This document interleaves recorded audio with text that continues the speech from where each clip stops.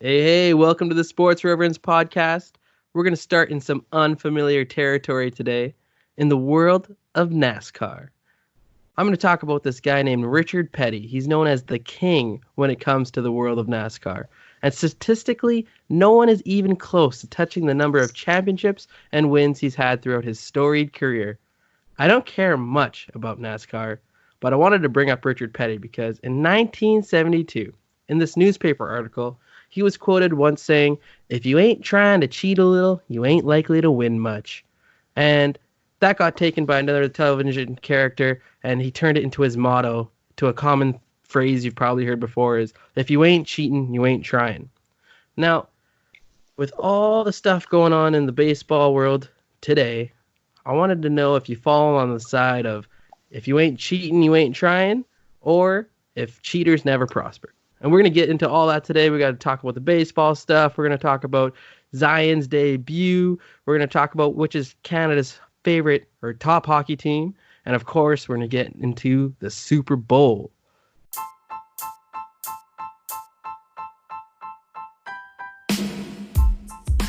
If you don't know who I am, my name's Dan. I'm with my other sports reverend. You know who he is. My name's Drew. We're no experts, but we are the Sports Reverends. All right, Drew. Drew, why don't you give us a little recap now on what's going on in the world of baseball in January? Well, I know it's weird to be talking about baseball in January, but unless you've been living under a rock or don't follow sports, I'm sure you've heard of the sign stealing controversy with the Houston Astros. So sign stealing has been going on forever. That's basically falls under if you ain't cheating, you ain't trying. But Houston Astros took it to a whole new level of actually using cameras set up in the center field stands to look in and see what the pitches were coming, and then they would send it to their clubhouse, and a guy would bang on a garbage can. If you would bang twice, an off-speed pitch was coming. And there's actually videos of this I was watching the other day, and it's actually crazy how fast they would get the information. And so they went on to win the World Series in 2017. And then Alex Cora, who was the bench coach at the time, went to the Red Sox, and they won the World Series the next year. And people are thinking that he used the same tactics there. And yeah, it seems like every day new stuff is coming out. Players are getting yelled at, and ex-players are losing their jobs as managers, and yeah, it's just it's crazy. The manager from the Astros is banned for a year, and the general manager, I believe, from the Astros, they're fined $5 million, and they lost their first two picks of 2020 and 2021. So I think the punishment was pretty decent. Yeah, it's a big punishment. I'd like to see the players get punished, but apparently when they started doing the investigation, like there's too many players involved to pick out individual players. So basically the whole team was on board. I guess they can't suspend a whole team. But Drew, go ahead. This comes to say, So LA City Council, they have proposed the idea of stripping the Astros and the Red Sox of their World Series and getting pronounced as the champions because they were the ones who lost in the World Series. Yeah, that's never going to happen. Definitely never going to happen. But are you on board at all with them being stripped of the World Series title and just no one wins that year? Or just an asterisk by their name in the record books? Yeah, I don't know. Like, cheating's been a part of baseball forever. Like, you have the steroid era. Yeah. Obviously, they have asterisks beside their name. Barry Bonds' record for home runs. Yeah, I don't think they need to get stripped of it. It's something that people will know. And maybe one day they'll have an asterisk beside their name, but I don't know. Like I played baseball, Yeah. not good baseball, You but played at a collegiate level baseball. You know baseball.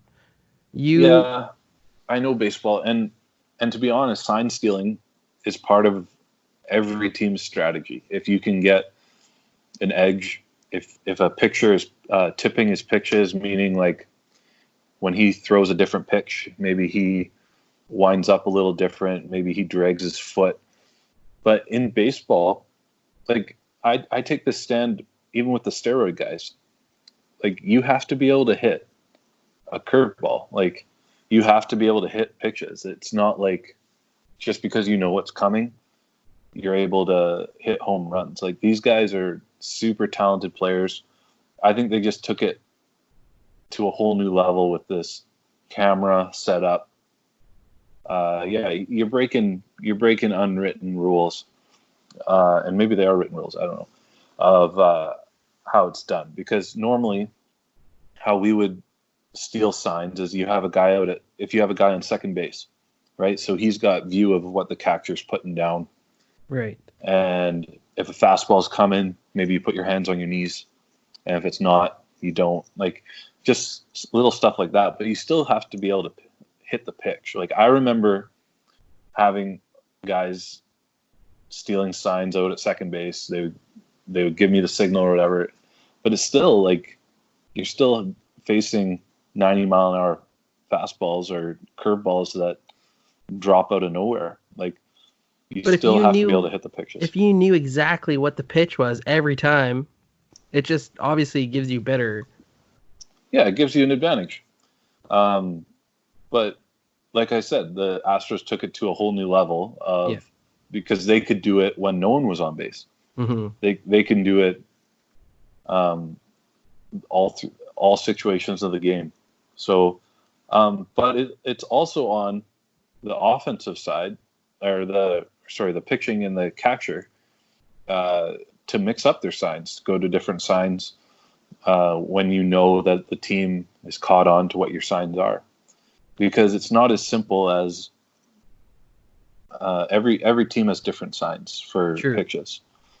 And so, I guess they like it's not like it's an automatic win either, because the Astros had lost a bunch of times now.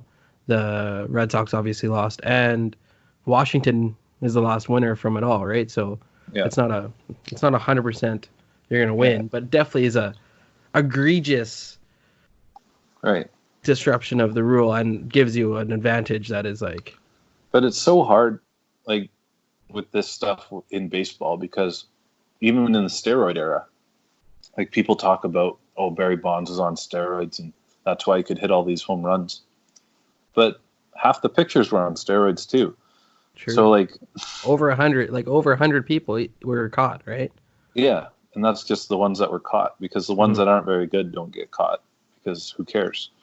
Except for this one guy named Derek Jeter, who was just inducted to the Hall of Fame on a 99.7% vote.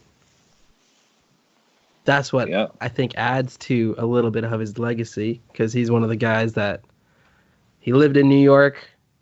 How many years did he play? Never messed around with like getting into trouble. Even when he had conflict, it turned into like he was a good, wholesome kind of guy. It's pretty impressive, I think. Yeah, he's one of the classiest players to ever play the game. So, do you not think Derek Jeter deserves to be unanimous in there, or should he got that one vote that kept him from being a unanimous selection? Like, baseball voters are like, this is their one time a year where they actually get recognized. So, I understand why they do it. Like Babe Ruth wasn't unanimous. Like, I think 11 people didn't vote for him. Like some of these guys, like Mickey Mantle, like no one has been a unanimous other than Mariano Rivera. And I understand their reasoning. If you have a guy that you know is going to get into the Hall of Fame, some of these voters will put their vote on a guy that they believe deserves to stay on the ballot, because you have to get a certain percentage to stay on for the next year Oh, I see. in Hall of Fame voting. So maybe like that's what happened to Larry Walker this year. And congratulations to Larry Walker on getting in. But this was his last year of eligibility Yeah. to get in.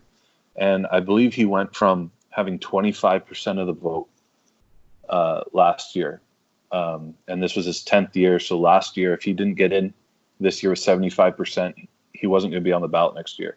Wow. So voters then will actually change their votes because this is his last year to get in. He needs to get the votes, and he got in with 76% of the vote. Yeah, it's pretty cool. Canadian boy making it to the Hall. Definitely a worthy guy. The Hall of Fame, career 300 hitter, won a league MVP. The one knock against him was he played a bunch of years in Colorado, where the air's thinner, the ball travels further. Right. But he was a great hitter everywhere he went. Started his career in Montreal, and well deserving. I loved watching his reaction because he actually sent out a tweet early in the day that he was expecting not to get in.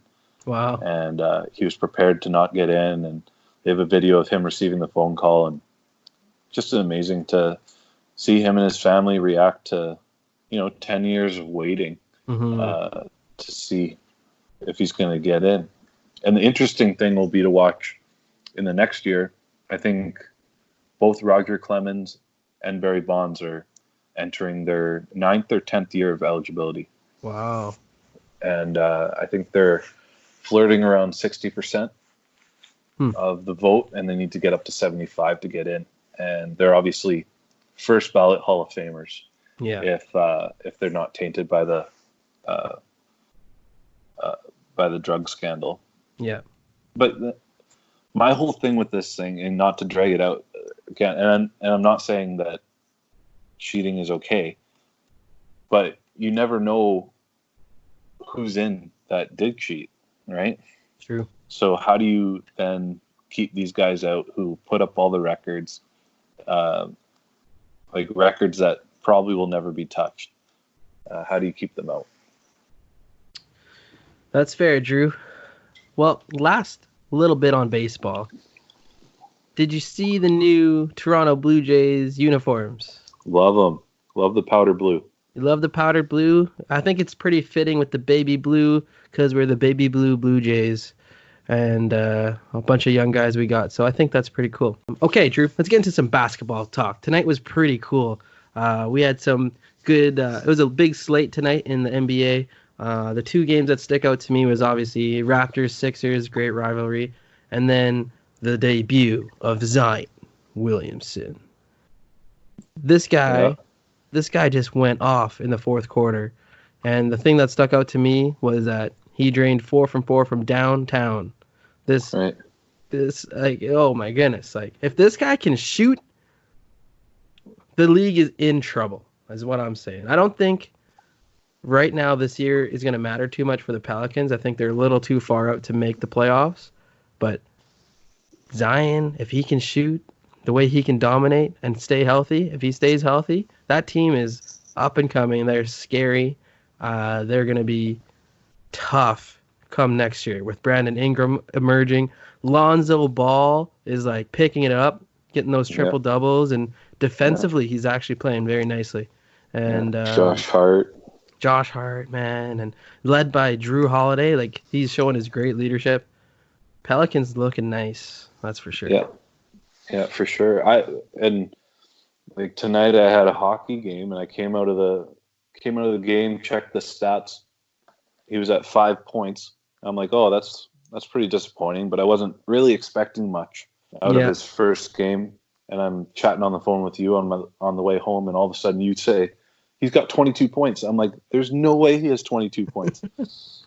And, he went off, man. 17 points in a row. Yeah, they left him open, but I don't know why for that many threes, but he hit them. That's huge. Hit him. He's got double the amount of 3-pointers as Ben Simmons this year. So take that in. Yeah. All right. Another cool thing that's kind of happened with the sports reverends is thank you for everyone who's been following on our Instagram and voting on our Insta stories.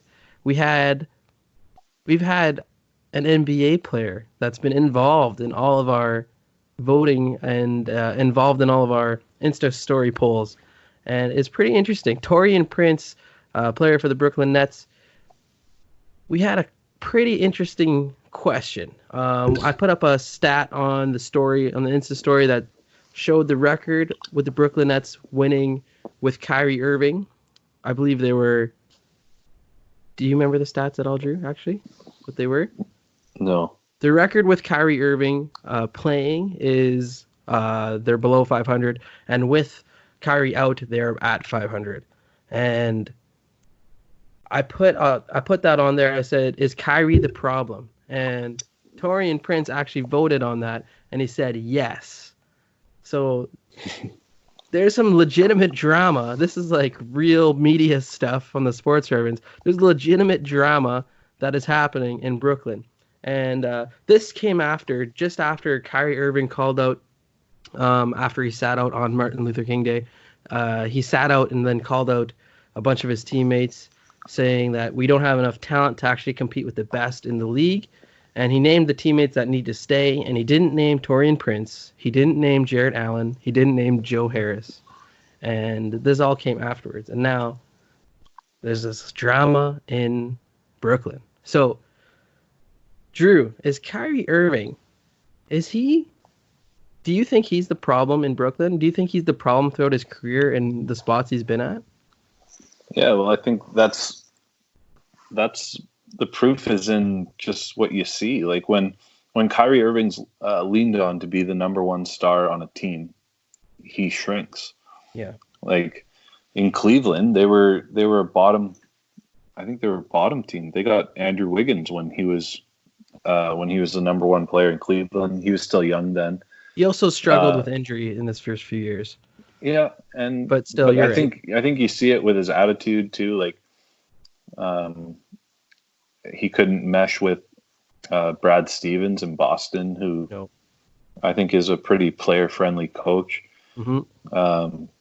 Yeah, I think he's a unbelievable talent, but I think he's a guy that needs that second star, and or to be the second star. Yeah. That's a better way of putting it. He needs to be the second star, and he flourishes in that spot. We saw it in Cleveland when they won the championship, and I think we'll see it when Durant gets back. Like Kyrie could be maybe the most skilled offensive player. Yeah, and it's insane that like even though through all of this drama, like obviously to me, yes, you're right. I think if it walks like a duck, it talks like a duck, it's a duck, right? Mm-hmm. I think Kyrie is still probably before his career is over is going to win another championship, and he has all this like drama and moodiness towards him. But if it's working for Kyrie, like I don't know, like when you get Kevin Durant back, like they're going to be who's stopping them in the East? I don't know. Yeah, but Durant's a top 1 to 2 player in the NBA. Like 100%. But I feel like Kyrie thinks of himself as in that conversation as top 1 to 2 players in the NBA, and that's where the conflict comes in. Yeah, definitely, and he definitely. I think his ego gets shot at when he's leaned on to be a number one. Yeah. And his teams fall short. He might still put up numbers, but overall team goes down. And like last year, the Nets were better with D'Angelo Russell than they were with Kyrie. Yeah, they were a great story last year. Yeah. So that's pretty interesting. Like they're 18 and 24 right now. They're in the 8th seed. And they're probably safe there because the rest of the East is so bad. Like the Pistons are next in line at 17 and 28. They're 18 and 24. So and Boston might look better with Kemba. Yeah, I think so. Yeah, Boston's looking really nice, and they're still gelling and getting better. Boston's pretty good. So I don't know, man. If Kyrie, I guess once Kevin Durant's there, like everyone knows who's the alpha and who's the second Yeah. guy, right? So But then once he gets back, does Kyrie cause like more being drama. right? Does he Like want out? I'm trying to think of another example, like sports wise. Like I'm thinking Antonio Brown, right? Wow. Like when Juju started getting attention, and Uh huh.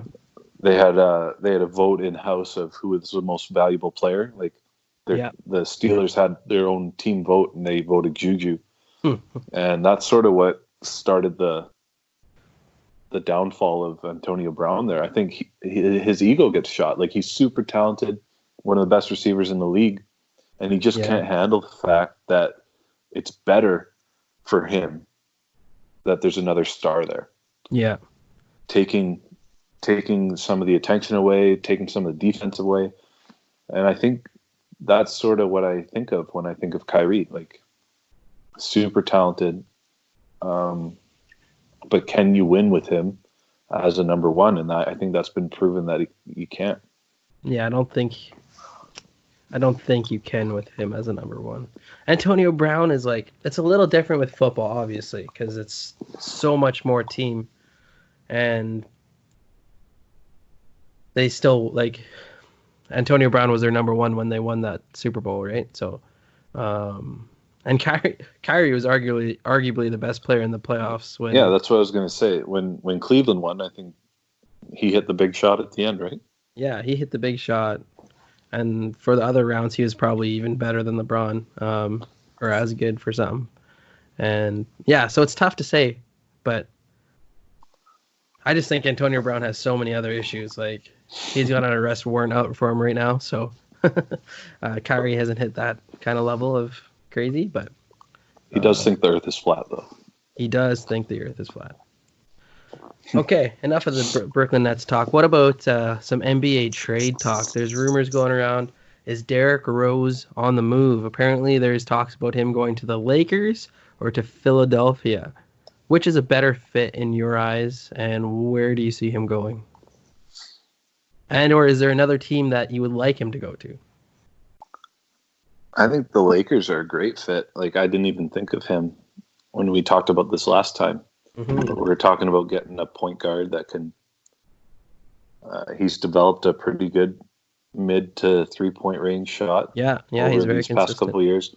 Yeah. Um, he's like people forget how good Derrick Rose was, Oh yeah. and he's showing that he's still a good player in this league. Hmm. Um, I don't know how it'd work in Philly. Like Philly just seems to have a bunch of good players that don't fit together. Yeah. Um, like we were talking about this earlier, and Simmons and Embiid, like it's almost better when one of them's off the floor Yep. because their games don't mesh because Simmons can't shoot, and maybe Derrick Rose would fit in there nicely. Um, Get Simmons but off the ball more.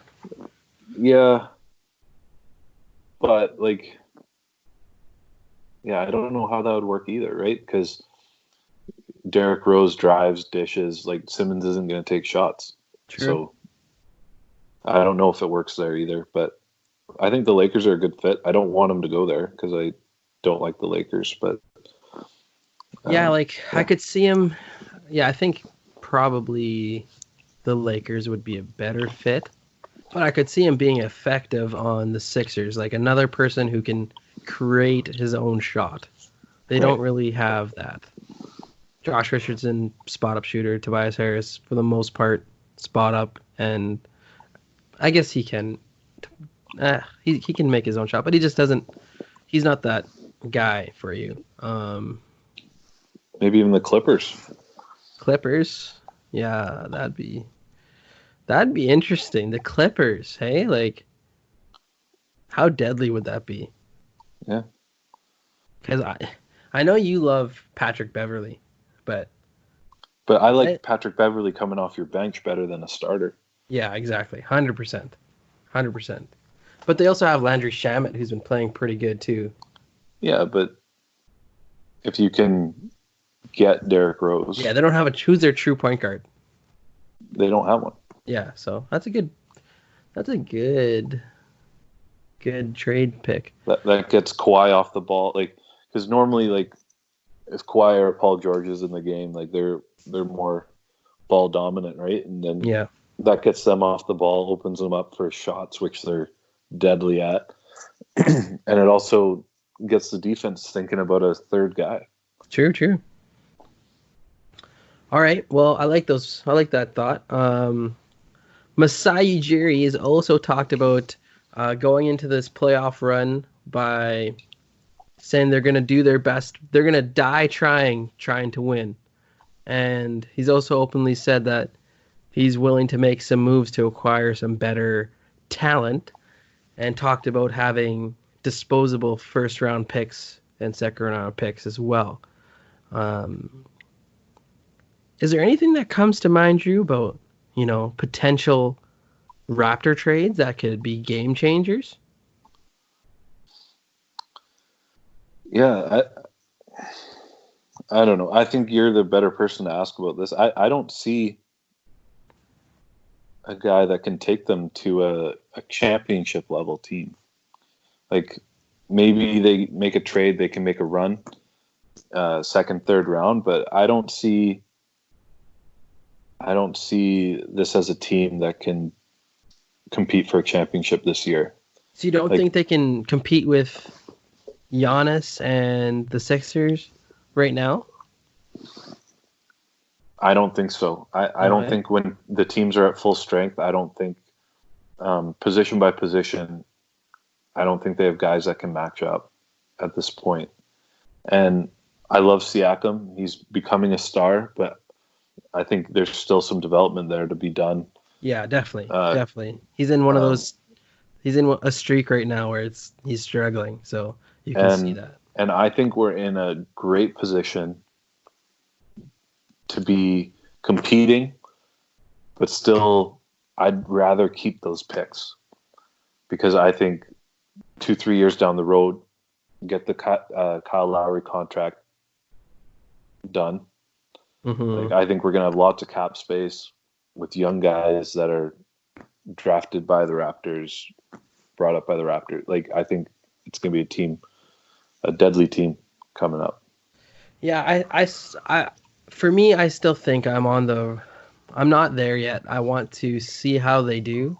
I think we can compete with the top in the East. I think one more piece if we could add one more piece that is more than just a bench guy, we would have a better shot, obviously. I think we could move a couple draft picks in the OG for someone. I'm trying to think of like players that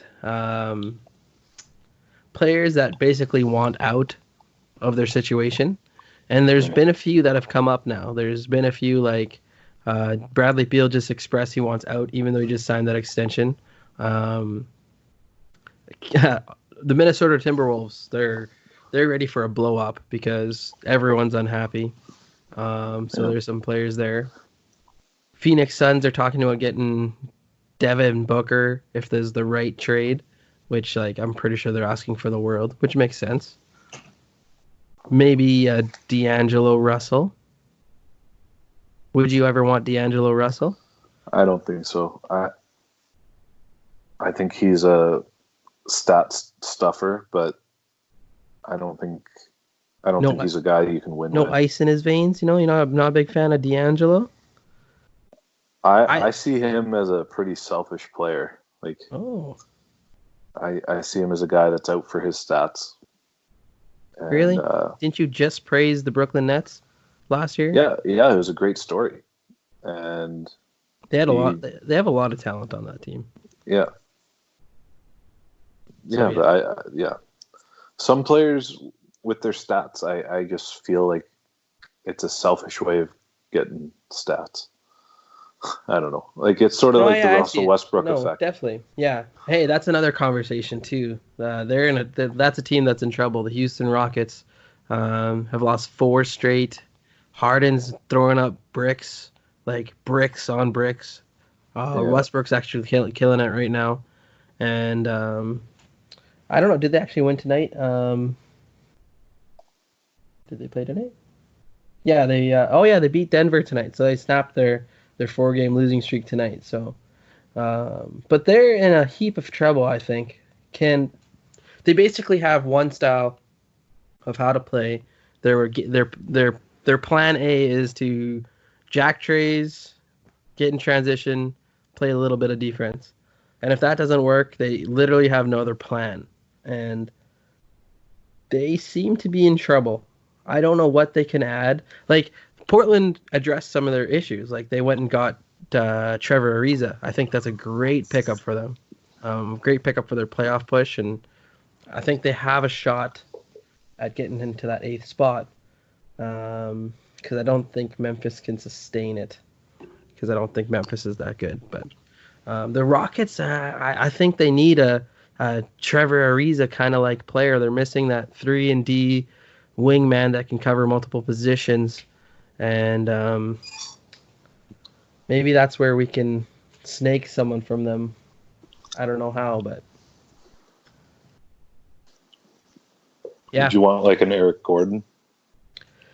If Eric Gordon's healthy, he's money, and I do like Eric Gordon, but I'd rather have a obviously I'd rather have a Bradley Beal than Eric Gordon. Like, what are we gonna give up?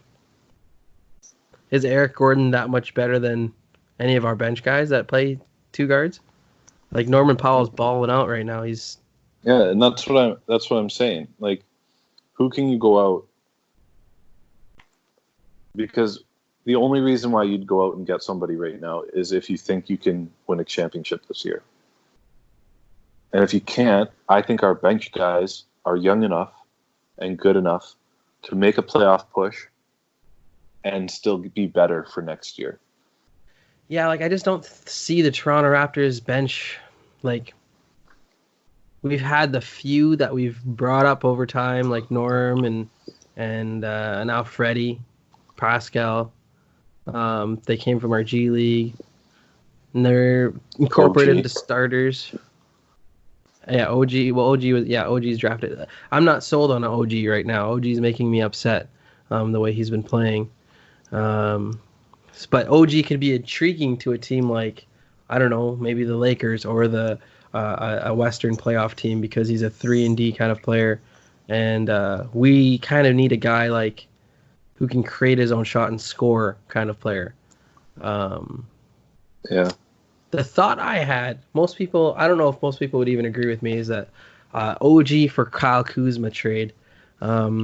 We give up a defensive wing to pick up an offensive wing, and it would fit both teams, I think, perfectly, where we have Kuzma coming off the bench scoring or being a starter and taking OG's spot. And for the Lakers, another 3-and-D guy that can help contain the monster of Kawhi and Paul George, because right now no one else can there. So, or would you go like, I don't know if they would do this, like just going back to the Houston, like if you give up OG and I don't know, like one of our young power forwards we have there, like if we get Tucker and Gordon.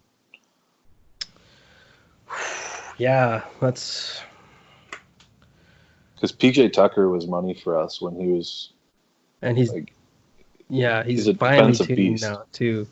His corner 3 percentage is incredible. He's finally tuned.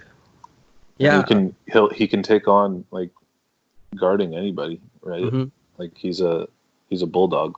Yeah. Yeah, it's tough to say. Losing OG and taking PJ Tucker and Eric Gordon, we just give up. Like I hate giving up length, but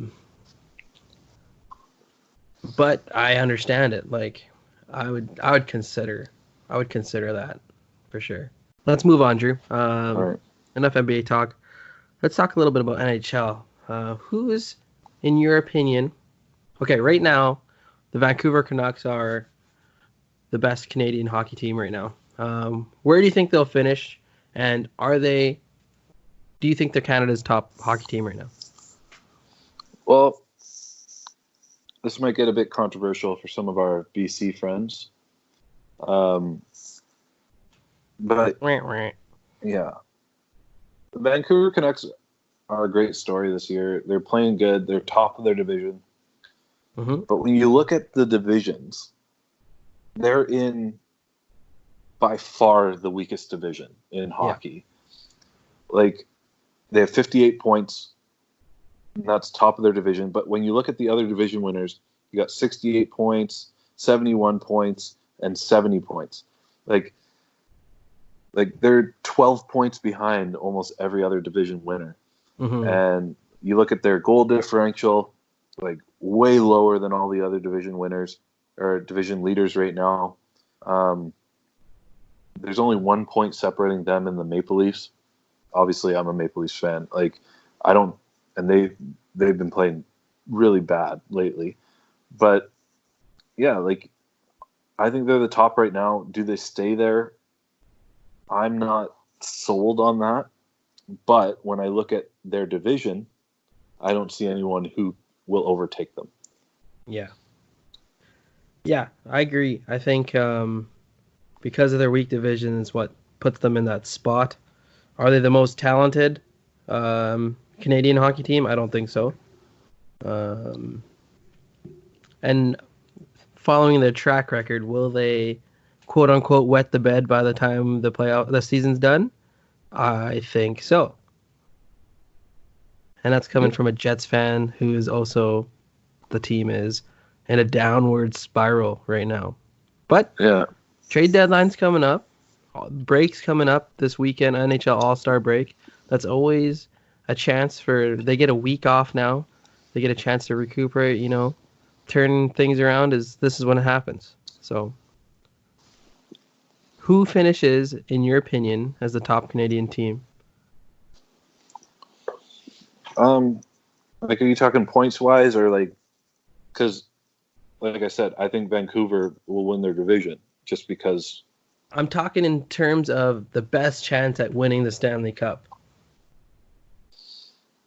I don't know. Like, obviously, selfishly, I want to say the Leafs, but I don't think that's true. With the injury of like Riley, and that's going to be tough. Yeah, because I thought they addressed their weaknesses with the Tyson Barrie trade for Nazem Kadri. Like, they're relying so much on Freddie Anderson.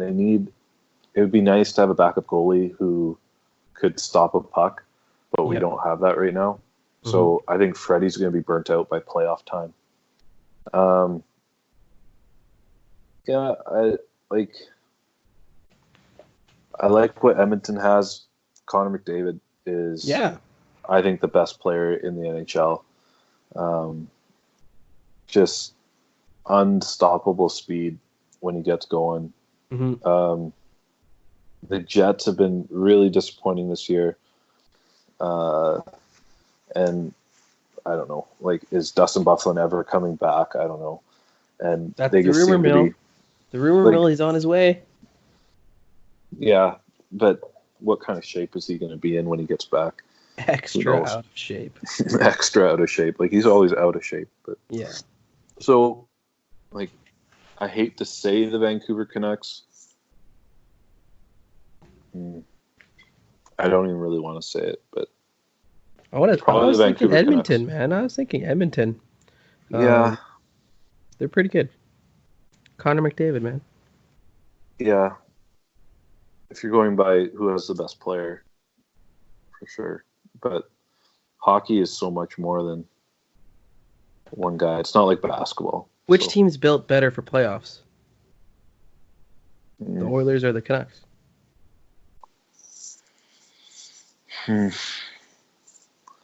Like, I think the Oilers have picked up some players that, like, James Neal's there. He's a proven playoff player, like, a guy that's been deep into the playoffs before. I just don't really trust their goaltending all that much. With the Canucks, like, their goaltending's been pretty solid. Like, Markstrom's been a really good goalie. Demko is young, but still like over 90% save percentage. I'd take that any day of the week for a backup goalie. True. And Pedersen over a point a game, and they've got some good players in there. Like even Pearson, he was with the Kings. Tyler Myers is there. I know people in Winnipeg don't really like Tyler Myers, but I always thought he was a solid defenseman. Yeah, I like Tyler Myers too. Like they've got, I think they are built with some playoff experience. JT Miller. Answer the question, Drew. Okay, Vancouver. That okay. pains me to say. Yeah, I'm sorry, okay.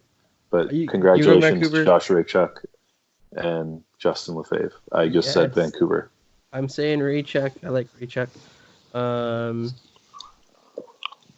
I'm going with Edmonton. I think they're going to finish as the best Canadian team when the playoffs are said and done. But I'm obviously rooting for my Jets. You know, we're going to turn it around. Dustin Byfuglien. Every day I'm Byfuglien. It's coming back. Yeah, and just to give a little shout out to the Flames, like they're positioned really well. I think they've got the best goaltending out of the Canadian teams, Talbot and Riddick, and they've got guys that can do it. I think still, like Mike Giordano seems to be always one of the most overlooked defensemen in the league. He's still kicking around there. Johnny Hockey. I love watching Matthew Tkachuk play. So I think it'll be one of those three teams. Like they're all within a point of each other in the same division. So the Canucks, Oilers, and Flames. One of those teams will be positioned to get out of the first round for sure. So Canada is not coming back. The Cup's not coming back to Canada this year is what you're saying?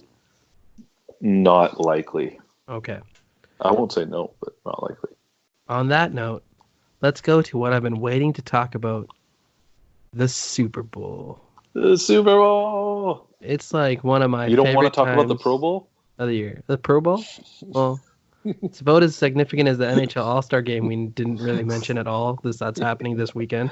I'm just kidding. I never watched the Pro Bowl. You know what, actually? The Pro Bowl, back in the heyday of like Brett Favre and all those guys, it was pretty cool. They used to do this, like, I don't know if they still do it, but they take which QB, then they do like who can bomb it the longest, and like it was awesome because they were actually competitive. They were chirping each other, like. Yeah, I like watching the dodgeball game. Yeah, that's pretty cool. Watching. Yeah, the dodgeball game is pretty cool. But anyways, back to the real game, the Super Bowl. We got the number 2 defense in the San Francisco 49ers and the number 2 offense in the Kansas City Chiefs, Pat Mahomes, Jimmy Garoppolo. We got the running game for the San Francisco. You got all the weapons there you can name in Kansas City. Who do you got? Richard Sherman. Richard Sherman. That is back. And Tyrann Mathieu on the other side. Man, the Honey Badger. This is drama central. This is going to be such a good Super Bowl. And, of course, we get to listen to J-Lo and Shakira at the halftime. I'm so excited. Yes. And it's honestly, the only reason my wife's going to watch. Yeah, same with mine. Anything's better than last year's. So, Drew Martin, who do you think is winning this year's Super Bowl? Oh, man. Like, I'm just so excited to watch. Like, it's actually such a good matchup. And it's not the Patriots. Yeah, that's what makes it even better. But yes. I've gone back and forth with this. But I think it's got to be the Chiefs, I think. When you just break it down, what Mahomes has done the last couple of weeks in the playoffs, unbelievable. 28 points in one quarter. Yeah. Like who does that? Nobody. No one. And I know San Francisco had the number 1 pass defense in the league. But I think their secondary corners have been exposed uh, in the playoffs if you can get your quarterback enough time, because San Francisco's rush defense is unbelievable. Like their Best their in the game. defensive line, 4 first rounders on that defensive line. Nick Bosa is an absolute beast. Just a But monster. with Kansas City's, He might be DPO. yeah, like for sure rookie of the year, Yeah. defensive rookie of the year, and like just unreal. But I think just watching Kansas City's offensive line, I think they'll be able to give Mahomes enough time to find the receiver who's not covered by Richard Sherman. And they have so many weapons. Like last week, you even saw Devontae Adams still had a great game. But with Hill and Watkins and Kelsey, like they'll be able to get him enough time to get to his secondary, third receivers, even dumping off to Damian Williams. I think they just have too much firepower that I don't think San Francisco will be able to keep up with that with the improved defense of Kansas City. Is their defense that improved? Can the Kansas City? That's the question. It couldn't get much worse than last year. That's true. But can they hold down Jimmy Garoppolo? Jimmy enough? Garoppolo hasn't done anything in the playoffs.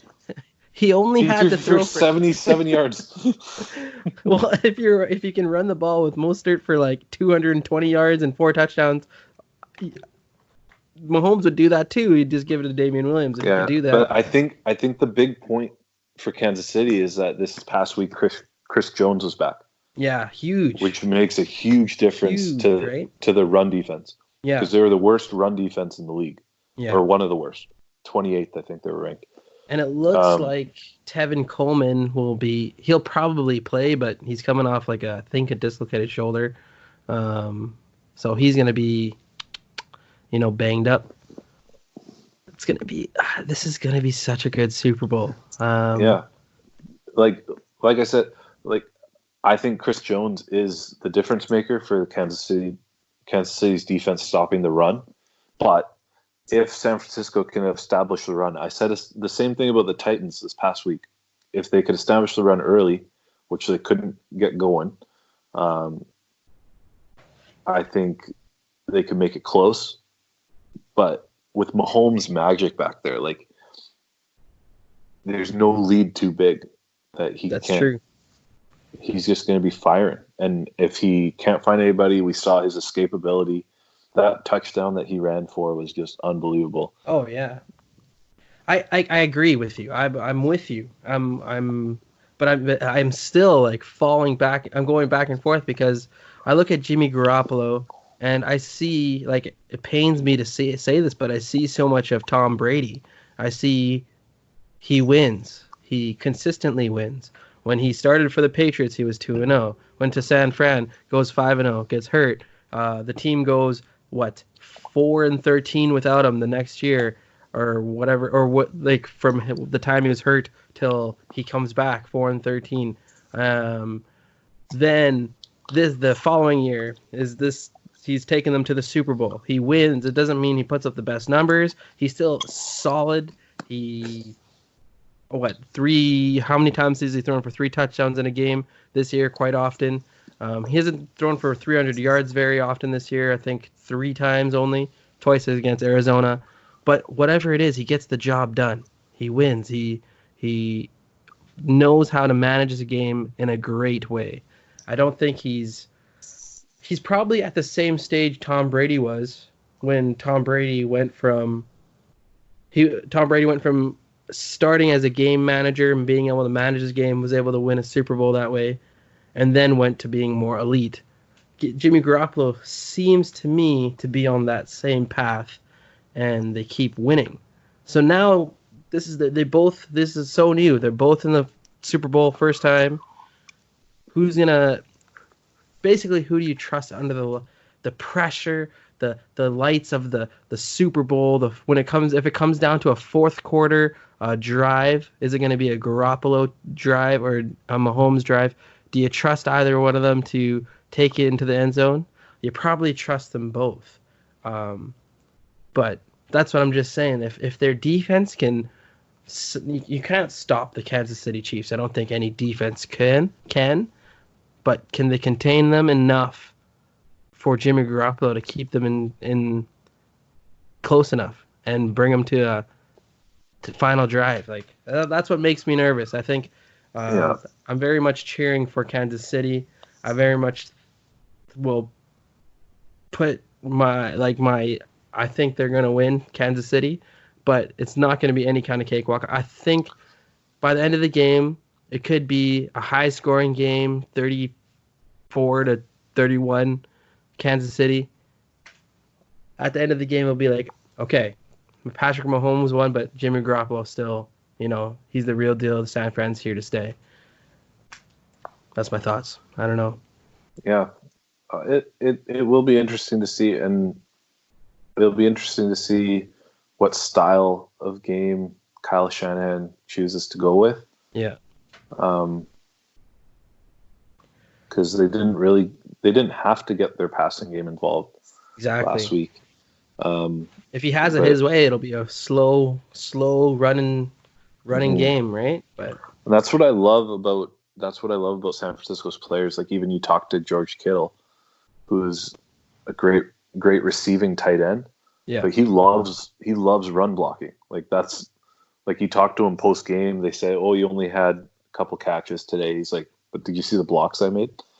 Like exactly. And that's what some people say. George Kittle is more valuable than Travis Kelce because of his blocking skills. Yeah. And that's another great drama add to the thing. The two top tight ends in the game, off. Who's gonna have a better game, Travis Kelce or George Kittle? Well, it depends what you mean by better game, right? Like, I think Travis Kelce will have more targets, more receptions, but Kittle has such an effect on the running game, and that whole offensive line of San Francisco. Like they got two of the best tackles, they got two Pro Bowl tackles, and then you put Kittle as sort of an extra tackle on the outside of the box, like. Yeah, I think San Fran defense it's just such a great matchup. Yeah, San Fran defense is, I think, built to be able to stop a guy like Kelce, but will struggle with a Watkins because Hill will tie up Richard Sherman, right? So a guy like Watkins or a guy like even McCole Hardman might break one. Yeah,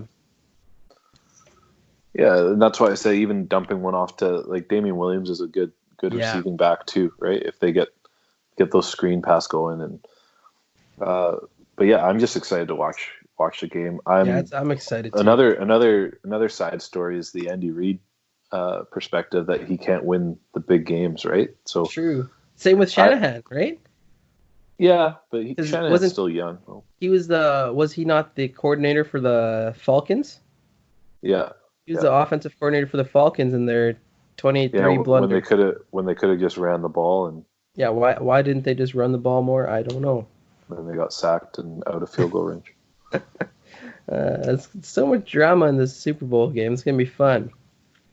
Drew, what we're gonna do is we're gonna post our on our Insta story or Insta whatever. They have these like prop bet sheets where you can choose who wins the coin toss, who wins the who's gonna have the first touchdown, what color is gonna be, I don't know, the Gatorade they pour out on the coach when they win. It's a little fun thing that we can do. Let's do a little contest, and we'll put something on the line for a contest, and we'll post it and give others a chance to enter in on the contest. How about that? Do I get to enter? Yeah, we both enter. We're awesome. We both enter. See if people can actually beat us, and on top of that, we'll put something on. They're gonna beat us. Well, we don't know. We're no experts, Drew, but we're the sports reverends. Okay.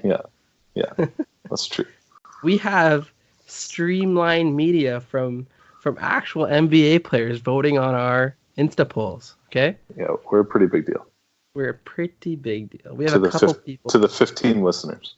To a couple of those people that have both blue of them check are marks. our moms, right? No, my mom does not know how to work Spotify. But there are a couple blue check marks beside some of our followers. I'm just saying. Just saying. Throwing it out there. Drew, why don't you tell us a little bit about your life? What's going on? Well, it's been pretty busy around here in our house. The sicknesses have come through our house with the cold weather, and the kids have been sick, so I've been at home taking care of them. But yeah, we're getting excited about this new year, getting excited about stuff happening at the church, and some of the young families starting to come out, and the hockey team I've been coaching. We've been a little like the Jets, where we either win big or we lose big. So the coach is the coach on the hot seat? I think the coach is on the hot seat. I don't know. No, well, the Jets coach definitely is. Yeah.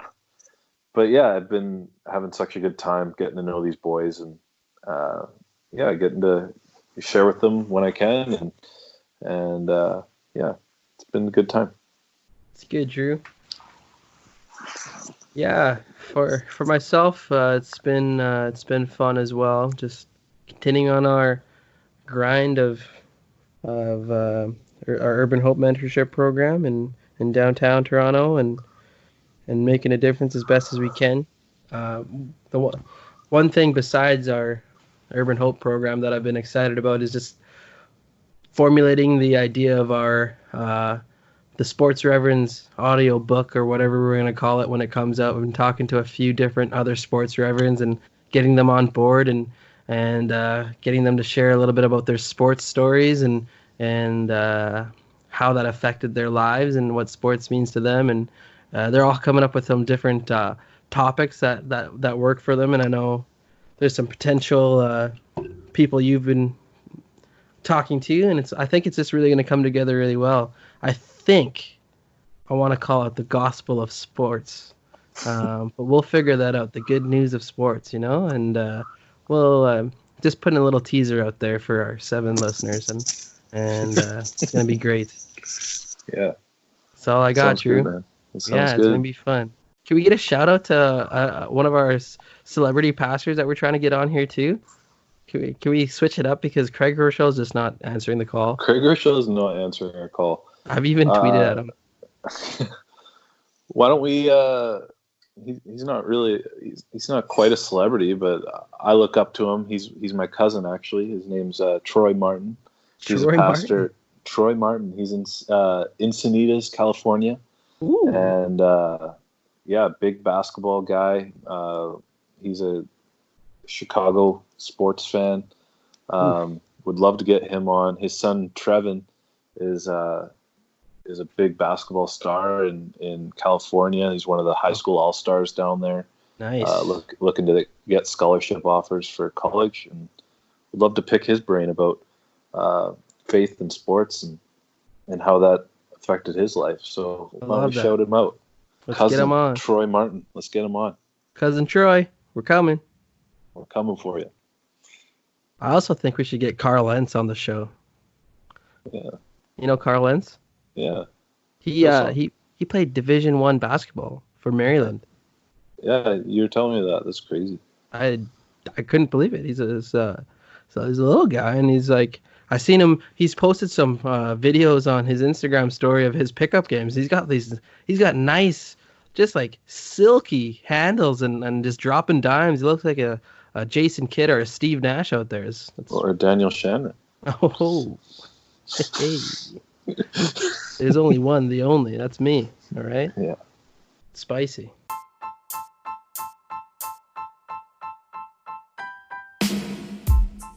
All right, world. Love you guys. See y'all soon. Peace. Peace.